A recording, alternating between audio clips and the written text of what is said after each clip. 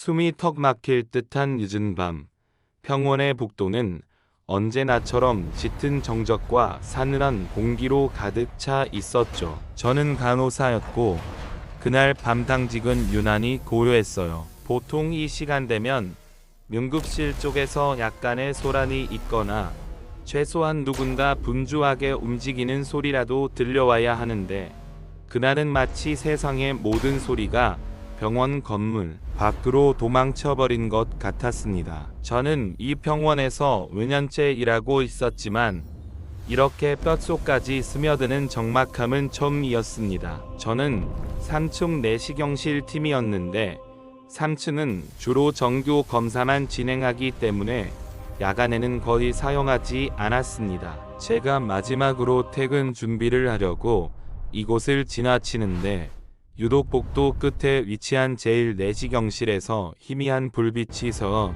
나오는 것을 보았죠. 처음엔 청소 아주머니인가 싶었는데 오늘 야간 청소는 1층에서 먼저 한다고 들었거든요. 호기심 반, 괜한 걱정 반으로 저는 발걸음을 그쪽으로 옮겼습니다. 제 심장이 쿵쾅거리기 시작했습니다. 이 텅 빈 병원에서 혼자 다니는 기분은 늘 그랬듯이 스스했지만 오늘은 뭔가 다르게 불안했어요. 문고리를 잡았을 때 그 차가운 새의 감촉이 손끝을 타고 온몸으로 퍼지는 듯 했습니다. 천천히 문을 밀고 들어섰을 때 방 안은 예상대로 켜져 있는 모니터 몇 대와 낯선 긴장감으로 가득 차 있었습니다. 제일 내시경실은 보통 검사가 끝나면 모든 장비를 끄고 정리해야 하는데 누가 깜빡하고 켜두었나 싶었죠. 그 순간 제가 들은 겁니다. 아주 작고 메마른 목소리였어요. 도와주세요. 숨이 멎었습니다. 마치 바로 제 귓가에서 속삭이는 것 같았지만 이 공간에는 저 말고는 아무도 없어야 했으니까요. 저는 제 귀를 의심했습니다. 피곤해서 환청을 들었을까? 하지만 그 목소리에는 분명한 절박함이 담겨 있었습니다. 마치 물에 빠져 호적되는 사람의 마지막 요원 같았죠. 저는 주위를 두리번거렸습니다. 제 몸은 이미 공포에 얼어붙고 있었지만 간호사로서의 본능이 저를 움직였습니다. 혹시라도 환자 한 명이 의식을 잃고 쓰러져 있는 건 아닐까. 하지만 여긴 검사실이지 회복실이 아니었잖아요. 목소리는 분명 메인 모니터 쪽에서 나는 것 같았습니다. 그 모니터는 보통 환자의 상태를 실시간으로 보여주거나 내시경 카메라가 보내오는 영상을 송출하는 기기였습니다. 저는 조심스럽게 마치 밟는 곳마다 지뢰가 있을 것 같은 기분으로 모니터 앞으로 다가갔습니다. 화면 속에는 낯선 환자가 누워 있었습니다. 그가 정말 거기에 누워 있는 건지 아니면 그저 어제 검사를 받았던 환자의 데이터가 남아있는 건지 알 수 없었습니다. 남자는 중년으로 보였고 얼굴은 창백하다 못해 누런 빛을 띠고 있었습니다. 그의 입이 미세하게 움직이는 것 같았지만 모니터 해상도가 낮아서 정확히는 알 수 없었습니다. 여기 너무 아파요. 이번에는 조금 더 선명하게 들렸습니다. 목소리는 너무나도 괴로워 보였고 마치 그 남자의 영혼이 모니터의 픽셀을 뚫고 거려는 듯했습니다. 제 심장이 미친 듯이 뛰기 시작했습니다. 이 상황은 비현실적이었어요. 환자는 분명 병원에 입원 중인 사람일 텐데 어떻게 검사실 모니터에 나타나서 저에게 말을 거는 거죠. 저는 용기를 내래 화면 속의 남자에게 말을 걸었습니다. 환자분, 괜찮으세요? 제가 간호사인데 무슨 일 있으세요? 여기는 너 혼자 계세요. 제 목소리는 떨려서 제대로 나오지 않았습니다. 그러자 모니터 속 남자의 표정이 일그러지기 시작했습니다. 공포와 고통이 뒤섞인 표정이었습니다. 그리고 그는 저를 똑바로 응시했습니다. 그는 빛은 텅 비어 있었지만 동시에 저를 꿰뚫어 보는 듯한 묘한 집중력이 있었습니다. 나가세요. 제발 안으로 들어오지 마세요. 그가 단신이 속삭였습니다. 저는 그의 경고를 무시할 수 없었지만 동시에 이 상황이 너무나도 이상해서 벗어날 수가 없었습니다. 제가 간호사로서 해야 할 일은 환자가 고통받고 있을 때 돕는 것이었으니까요. 무슨 고통이세요? 어디가 다치신 건가요? 저는 그의 상태를 확인해야 한다고 생각했습니다. 그때 화면 속 남자의 몸에서 이상한 일이 벌어지기 시작했습니다. 그의 대부분, 정확히는 내시경 기기가 삽입되었을 법한 부분이 문질거렸습니다. 처음엔 단순한 근육 경련이라고 생각했습니다. 하지만 그 움직임은 점점 대담해지고 조직적이었습니다. 모니터 상에는 마치 뱃속에 무언가 꿈틀거리는 듯한 어두운 그림자가 보이기 시작했습니다. 처음에는 흐릿했지만 이내 그 그림자의 형태가 뚜렷해졌습니다. 그것은 장이었습니다. 사람의 내장이, 그것도 너무나도 선명하고 핏빛이 맴도는 상태로 모니터 속에서 움직이고 있었습니다. 저는 숨을 들이마셨다가 멈췄습니다. 이건 말이 안 되는 광경이었어요. 아무리 끔찍한 수술 장면이라 해도 이렇게 적나라하고 심지어 살아있는 것처럼 꿈틀거리는 내장이 화면 속에서 움직이는 건 마치 해부학 교과서의 끔찍한 사파가 현실이 되어 비어나온 것 같았습니다. 그리고 그 내장이 화면 밖으로 나오려고 하는 듯한 움직임을 보이기 시작했습니다. 찰싹, 정말 희미한 소리였지만 저는 분명히 들었습니다. 모니터 화면의 가장자리에서 뭔가 축축하고 미끌거리는 것이 튀어나오려는 듯한 움직임. 저는 비명을 지를 뻔했지만 목소리가 나오지 않았습니다. 공포가 성대를 붙잡아 버렸죠. 저는 뒷걸음질 쳤습니다. 등이 차가운 벽에 부딪혔습니다. 모니터 속의 남자는 이제 절규하고 있었습니다. 나, 제발 이걸 밖으로 꺼내줘요. 나 죽겠어. 그 순간 화면 속의 장 하나가 마치 뱀처럼 모니터의 테두리를 넘어 마치 진흙탕에서 기어 나오듯 화면의 검은 베젤을 타고 천천히 아주 느리게 현실 세계로 넘어오고 있었습니다. 처음에는 끝부분에 끈적한 점액질 같은 것만 보였습니다. 마치 검은색 유리 표면에 끈적한 젤리가 묻은 듯한 모습이었죠. 하지만 그 젤리는 곧 붉은 빛을 띠기 시작했고 그 움직임이 명확해졌습니다. 그것은 분명히 인간의 소장이나 대장 같은 장기의 일부였습니다. 탄력이 있고 붉고 끈적거리며 그 표면에는 미세한 혈관들이 꿈틀거리고 있었습니다. 저는 그 자리에서 얼어붙었습니다. 이건 꿈이 아니었습니다. 현실이었습니다. 내시경 카메라로 찍은 내부 영상이 아니었습니다. 모니터라는 액체 상태의 경계를 넘어 누군가의 장기가 마치 살아있는 생명체처럼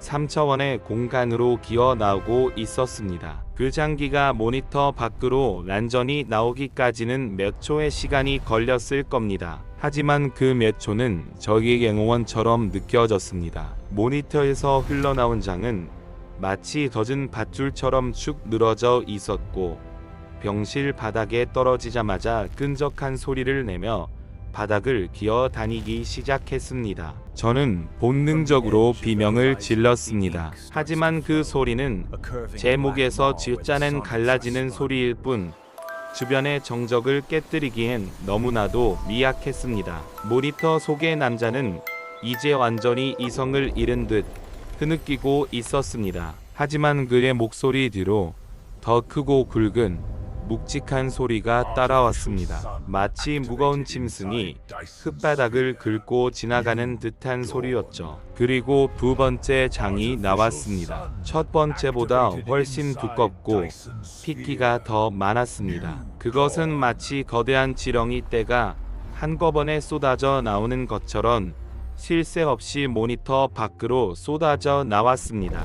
모니터는 이제 한내 출구처럼 보였고 그 안에서 징그러운 내용물이 쉴 새 없이 흘러나왔습니다. 장들은 바닥에서 사방으로 흩어졌습니다. 어떤 것은 테이블 아래로, 어떤 것은 진찰대 밑으로 기어 들어갔습니다. 그것들은 미약한 생명체처럼 꿈틀거렸고 공기 압력에 반응하듯 희미하게 팽창과 수축을 반복했습니다. 역겨운 비린내와 함께 묵직한 붓대의 냄새가 코를 찔렀습니다. 저는 그 냄새가 너무나도 생생해서 제가 숨 쉬고 있다는 사실조차 잊을 뻔했습니다. 저는 뒷걸음질 치다 복도 문 쪽으로 몸을 돌렸습니다. 도망쳐야 했어요. 이 방은 이미 인간의 영역이 아니었습니다. 하지만 그때 세 번째, 그리고 가장 거대한 덩어리가 모니터 밖으로 쏟아져 나왔습니다.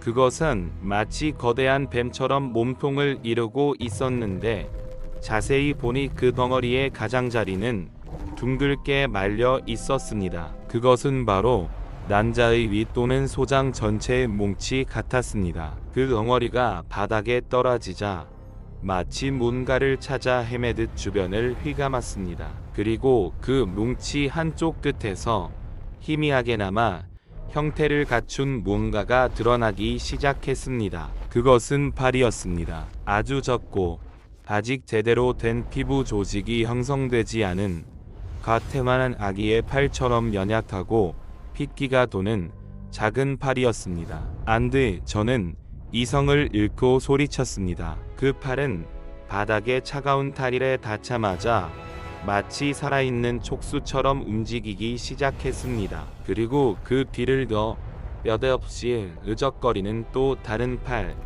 그리고 머리 부분이 움푹 들어간 형태의 작은 몸체가 모니터에서 쏟아져 나오는 장들의 틈새를 비집고 기어나왔습니다. 모니터 속의 남자는 이제 울부짖는 것을 멈추고 멍한 표정으로 그 모든 과정을 지켜보고 있었습니다. 그의 눈빛은 더 이상 저를 향하지 않았습니다. 그는 자신의 내부가 밖으로 쏟아져 나오는 광경을 무감각하게 받아들이고 있었습니다. 그때 저는 깨달았습니다. 저것은 환자의 장기가 아니라는 것을. 저것은 모니터 속의 남자가 고통받는 이유가 아니었습니다. 저것은 그 남자의 존재 자체가 분해되어 이 세계로 넘어오고 있는 중이라는 것을요. 가장 끔찍했던 것은 그 쏟아져 나오는 장기들 사이로 맑고 투명한 액체가 함께 흘러나오고 있다는 사실이었습니다. 그 액체는 마치 맑은 눈물처럼 보였지만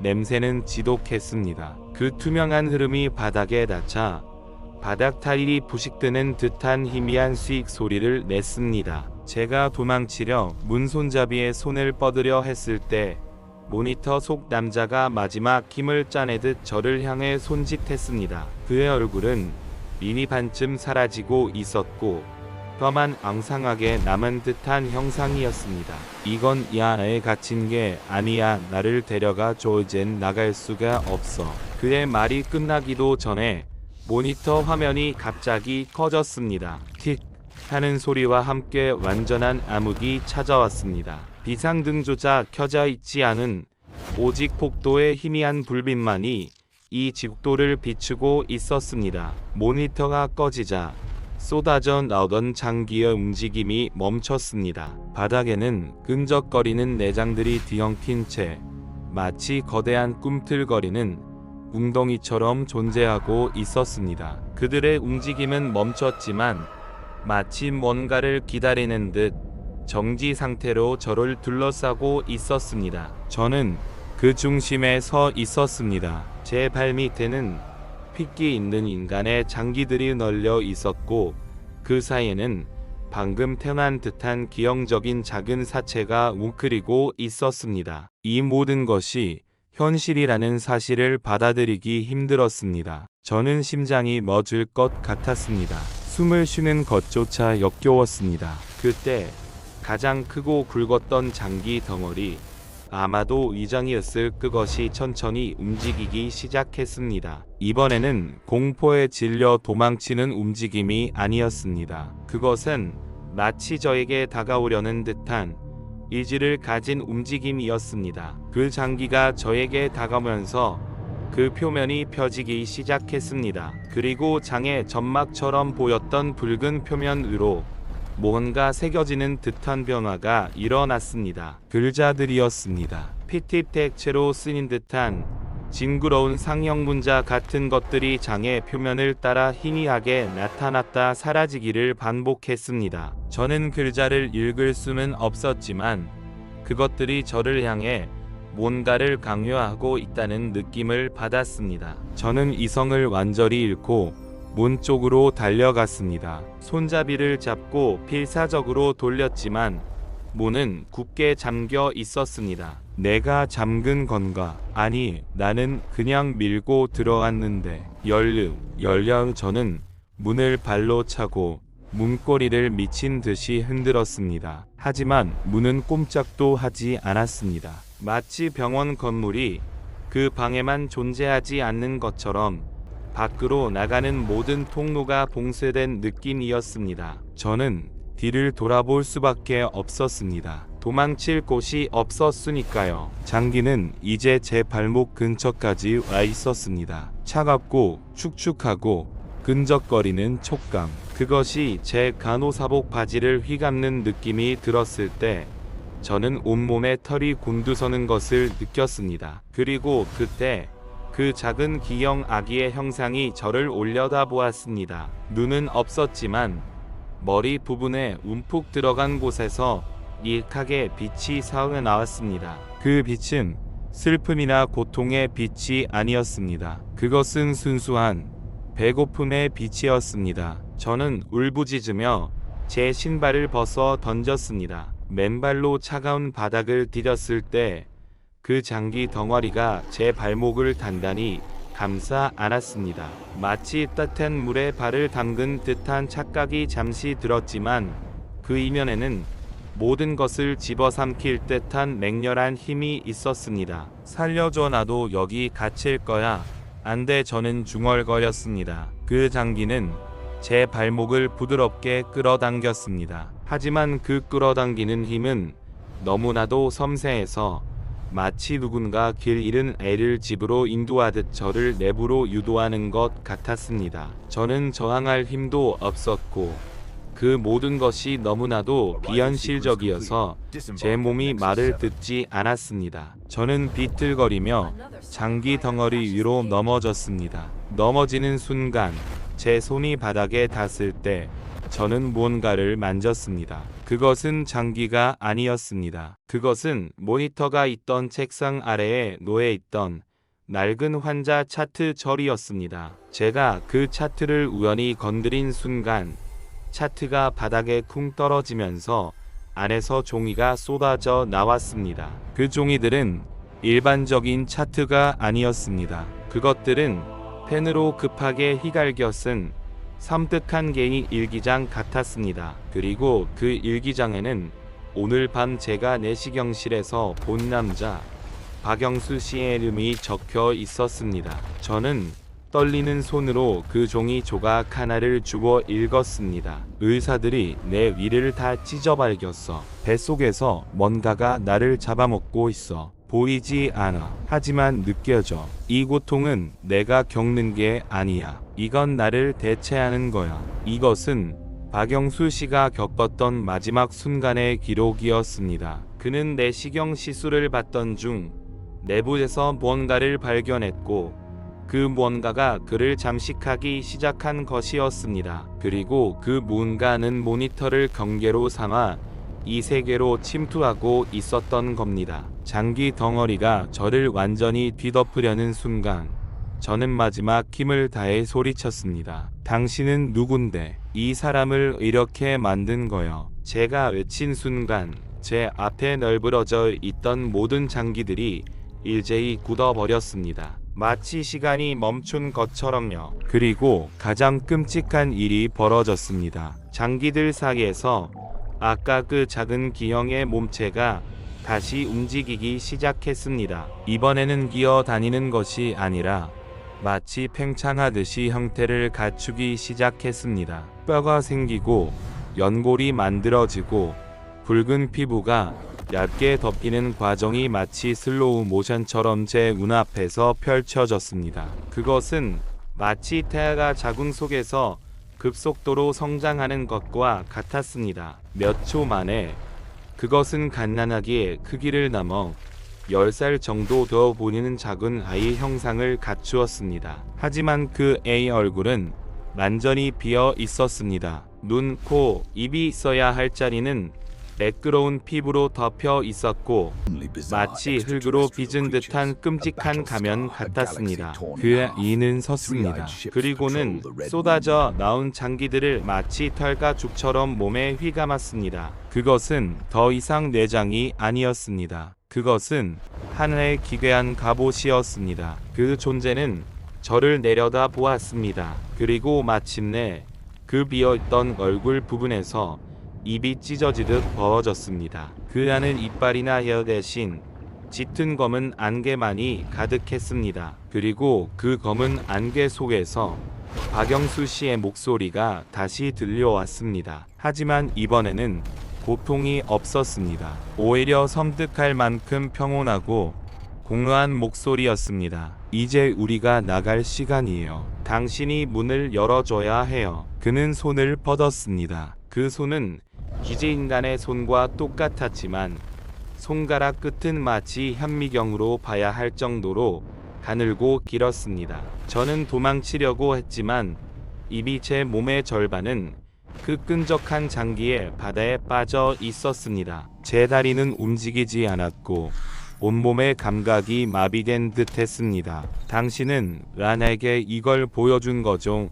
저는 거의 길어가는 목소리로 물었습니다. 그 존재는 끔찍하게도 미소를 지었습니다. 그 미소는 입이 아닌 얼굴 전체가 일그러지면서 만들어졌습니다. 당신이 가장 순수한 상태의 공포를 경험해야 했으니까. 그래요, 우리가 이 세계로 완전히 넘어올 수 있거든요. 이 세계의 문은 닫혀 있었지만 당신의 순수한 공포가 문고리를 녹였어요. 그가 말하는 동안 제 등 뒤의 문이 갑자기 열리는 소리가 들렸습니다. 찰칵 하는 소리와 함께 복도의 희미한 빛이 방 안으로 쏟아져 들어왔습니다. 누구세요? 제가 소리쳤습니다. 그 존재는 재빨리 몸을 돌려 문 쪽을 바라보았습니다. 그에게는 빛이 고통스러웠던 모양입니다. 그는 핏빛 장기로 된 망토를 움켜쥐고 몸을 웅크렸습니다. 네가 열었잖아. 이제 우리도 가야지.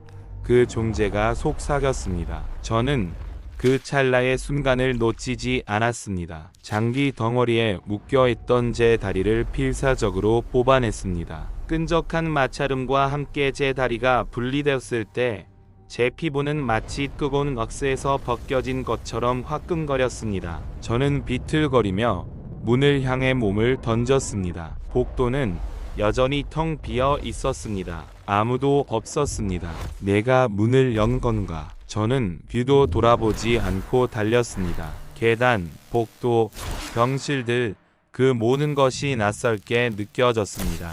3층에서 1층까지 저는 마치 누가 뒤에서 잡아끄는 듯한 착각 속에서 미친 듯이 달렸습니다. 간신히 1층 보안실에 도착했을 때 그곳에는 경비원 아저씨가 커피를 마시고 있었습니다. 그는 저를 보고 깜짝 놀라더군요. 간호사 양반, 왜 그래? 얼굴이 그렇게 창백해. 저는 숨을 헐떡이며 말했습니다. 3층 내시경실 누군가 뭔가 나왔어요. 경비 아저씨는 저를 진정시키려 했지만 저는 이미 이성의 끈을 놓은 상태였습니다. 저는 보안팀에 연락했고 몇몇 일사와 보안 요원들이 저와 함께 3층으로 올라갔습니다. 3층 복도에 도착했을 때 저는 이미 심장이 터질 지경이었습니다. 우리가 제일 내시경실 문 앞에 섰을 때 문은 굳게 잠겨 있었습니다. 아까 내가 나갈 때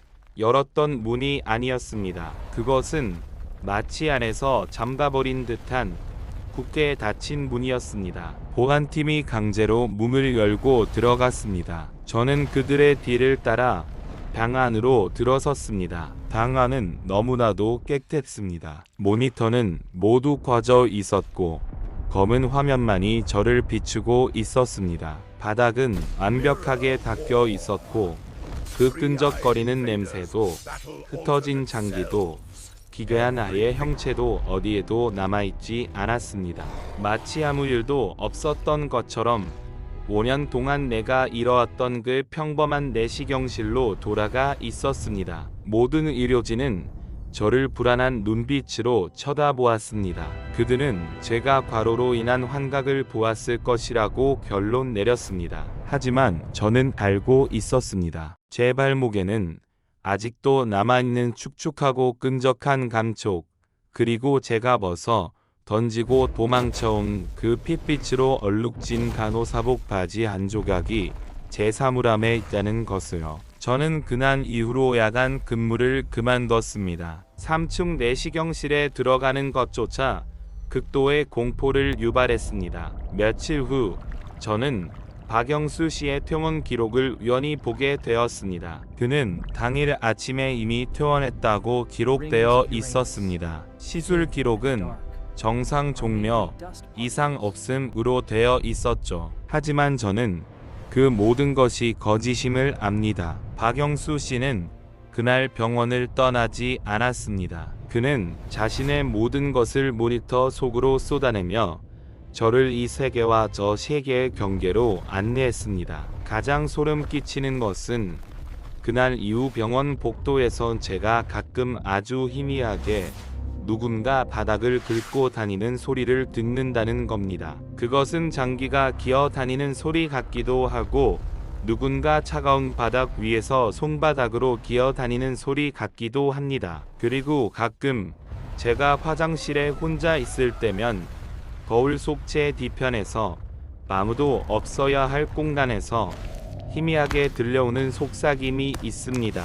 우리가 당신을 기다리고 있어보. 그것은 박영수 씨의 목소리가 아니었습니다. 그것은 뼈와 살이 없는 비어버린 얼굴을 가진 작은 아이의 목소리였습니다. 그리고 저는 알고 있습니다. 그 아이는 이 병원 어딘가에 숨어 제 공포의 문이 다시 열리기를 기다리고 있다는 것을요. 그리고 언젠가 저는 다시 그 내시경실로 돌아가게 될지도 모른다는 것을요. 그들의 새로운 안내자가 되기 위해서 말입니다.